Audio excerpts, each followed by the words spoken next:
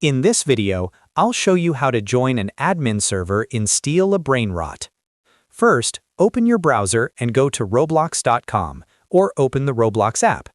Now search for Steal a Brainrot in Experiences and open the game's official page. Once the game page opens, go to the Servers tab. Now, if any of your friends have admin access or own a private server, you will see their server at the top. If you see your friend's server, simply click on Join. That will take you directly into their private admin server. If you don't see it at the top, scroll down to the Other Servers section. Here, you can look through the list of active servers.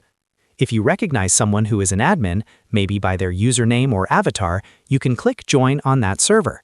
Roblox will open the game client and connect you to that server. And that's it. That's how you can join an admin server in Steal a Brainrot on Roblox.